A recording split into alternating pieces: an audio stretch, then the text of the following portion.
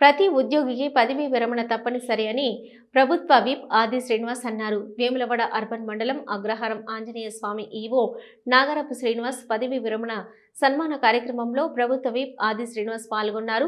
ఈ కార్యక్రమంలో ఆయన మాట్లాడుతూ ఈవో శ్రీనివాస్ గత 36 సంవత్సరాల నుంచి దేవాదాయ శాఖలో పనిచేస్తూ ఈవో స్థాయికి ఎదిగారని, ప్రతి ఉద్యోగి ఉద్యోగ కాలంలో చేసిన మంచి పనులు పేరు ప్రతిష్టలు నిలబెడతాయని అన్నారు. నాగరం శ్రీనివాస్ ఆంజనేయ స్వామి దేవస్థానం అభివృద్ధి పరచడంలో విశేష కృషి చేశారని, రిటైర్మెంట్ తర్వాత కూడా వారి సేవలో అవసరమైనచో సూచనలు సలహాలు మిగతా సిబ్బందికి అందించాలని సూచించారు.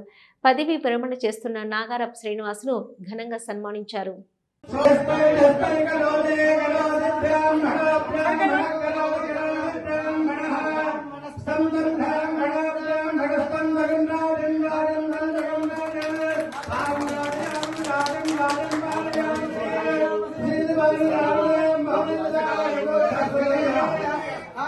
మనం దైనందిన జీవితంలో మానవ జీవితంలో వచ్చిన తర్వాత మన విద్యుత్ ధర్మాన్ని మనకు వచ్చిన అవకాశాన్ని ఉపయోగించుకుని ప్రజలకు సేవ చేస్తే తప్పనిసరిగా గుర్తింపు ఉంటుందన్న నిదర్శనంగా ఈ వేదిక ద్వారా ఏవోగా ఎప్పుడో పనిచేసిన శ్రీనివాస్ గురించి అనేక మంది చెప్పినటువంటి సందర్భం.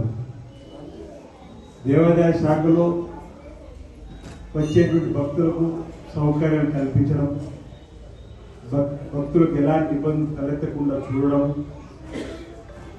భక్తులకు భగవంతుడి మధ్యలో అనుసంధానంగా పనిచేసే విధంలో ప్రభుత్వం చెప్పిన సూచనలు కూడా పాటిస్తూ పోవడంలో అది శ్రీనివాస్ గారు కృతజ్ఞులైందని చెప్పని నేను భావిస్తా ఉన్నా.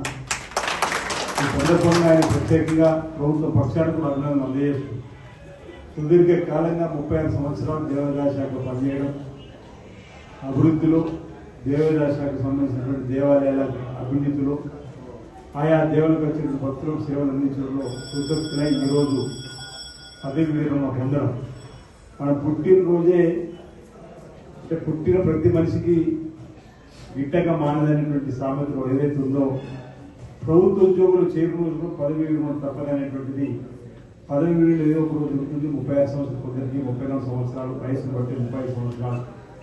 కానీ ఆ మధ్య కాలంలో మనకు వచ్చిన అవకాశాన్ని ఏ విధంగా చేయగలిగినాం, ఆత్మ సంతృప్తితో ఈ ఉద్యోగులు చేయగలిగినామా లేదా, ఈ దైనందిన జీవితంలో ఈ మానవ జీవితంలో మనకు వచ్చిన అవకాశాన్ని మెరుగైన రీతిలో సేవాభావంతో ప్రభుత్వం ఇచ్చిన బాధ్యతలు సక్రమంగా నెరవేర్చడం లేదనేటువంటి ఆలోచన ఈ రోజు గుర్తు తీసుకునే విషయం, ఈ రోజు వ్యక్తి తీసుకునే విషయం. ఈనాడు పదవి విరమణ పొందుతున్న సందర్భంగా ఈరోజు శ్రీనివాస్ జరిగిన సన్మానం మరొకరు స్ఫూర్తిగా ఉంది, మరొకరు ప్రేరణగా తీసుకొని ఈ సన్మాన సభలో శ్రీనివాస్ చేసిన సేవలను మేము సైతం మా విద్యుత్ ధర్మాన్ని, మా ఉద్యోగ ధర్మాన్ని నెరవేరుస్తూ ప్రజల భక్తుల మేలును చూరగొడాలని చెప్పిన ఆలోచనకు ఉపయోగపడే విధంగా ఈరోజు ఈ సన్మాన కార్యక్రమం ఎంపిక చేసుకుంటాం.